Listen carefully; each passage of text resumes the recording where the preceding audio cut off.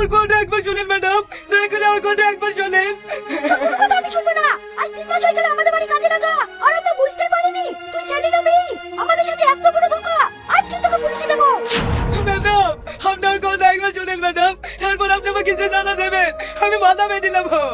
আমাদের সাথে এত বড় ধোঁকা দেওয়ার পরে তোর আবার কি করে থাকতে পারে? আপনি বিশ্বাস করেন ম্যাডাম, আমি অনেক বড় বিপদে পড়ে এই কাজটা করেছি। আপনি আমাকে একটু বলার সুযোগ দেন। ঠিক আছে বল। আমি এমএ পাস করি, চাকরির জন্য অনেক জায়গায় ঘুরেছি, কিন্তু কোথাও চাকরি পাইনি। আমার মা এখন হাসপাতালে ভর্তি। ডাক্তার বলেছে অপারেশন করতে 2 লাখ টাকা লাগবে। আমার ঘর বাড়ি যা ছিল সব বিক্রি করেও 1 লাখ টাকার বেশি ম্যানেজ করতে পারিনি। শেষে পত্রিকায় আপনাদের বিজ্ঞাপন দেখলাম একজন মেয়ে কাজের লোক লাগবে, বেতনটা আমার কাছে অনেক বেশি, মাসে 12,000। তাই কোনো দ্বিধাবোধ না করি মেয়ে ছেলে যে আপনাদের বাড়ি কাজ করছি, যাতে আমার মাকে বাঁচাতে পারে। এতে যদি আমি কোনো অন্যায় করে থাকি তাহলে আমাকে ক্ষমা করে দে। ক্ষমা করতে পারি, কিন্তু আমার একটা শর্ত আছে। কি শর্ত বলেন ম্যাডাম, আমি সব সত্যি রাজি আছি। আমাকে বিয়ে করতে হবে।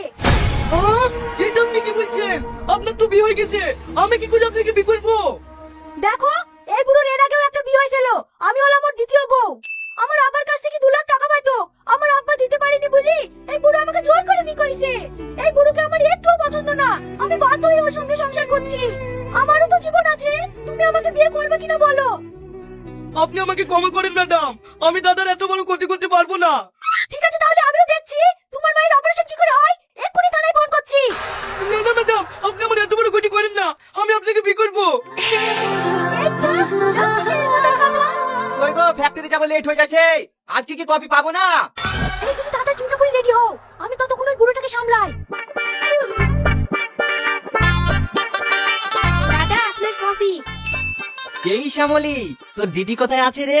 দিদি স্কুলে যাবে তো, উপরের ঘরে ড্রেস চেঞ্জ করছে। তাহলে তুই আবার কোথায় যাচ্ছিস? আয় পাশে একটু বস, দুটো কথা বলি। না আমার কাজ আছে, দিদির কাপড়গুলো কাচতে হবে। আরে কাচলেই হবে, আয় আয় বস।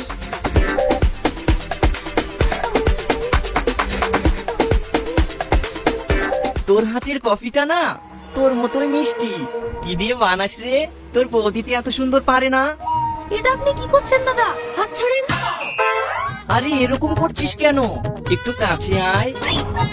দাদা, ফ্যাক্টরিতে একটা ইন্সপেক্টর এসে ঝামেলা করছে। তোরা এমন সময় এসে এন্ট্রি মারিস না। যা, কিছু টাকা মুখে ছুড়ে মার, মুখ বন্ধ হয়ে যাবে। মেরেছি দাদা, কিন্তু কোনো কাজ হয়েছে না। বলিস কি, টাকা দিয়ে কাজ হচ্ছে না? তাহলে এটা দিয়ে কাজ কর। ঠিক আছে দাদা। আর শোন, দ্বিতীয়বারের জন্য এইভাবে অসময় এন্ট্রি মারিস নি। ও আচ্ছা, ঠিক আছে ঠিক আছে। তোমার হলো? হ্যাঁ হয়েছে, চলো।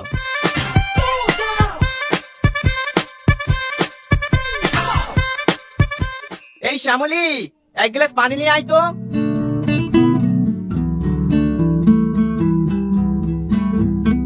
কি ব্যাপার দাদা, আপনি এত তাড়াতাড়ি চলে আসলেন যে?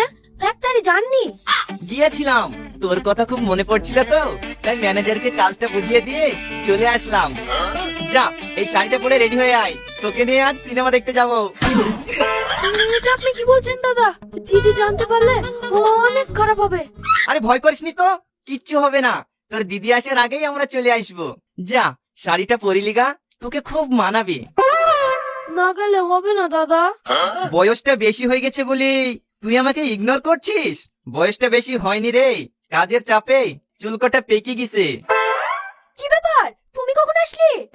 এই তো এক্ষুনি, শরীরটা একটু খারাপ করছিল তো, তাই চলে আসলাম। তুমিও এত তাড়াতাড়ি চলে আসলি যে?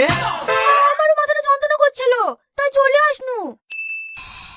শ্যামলী, তোর হাতে কি?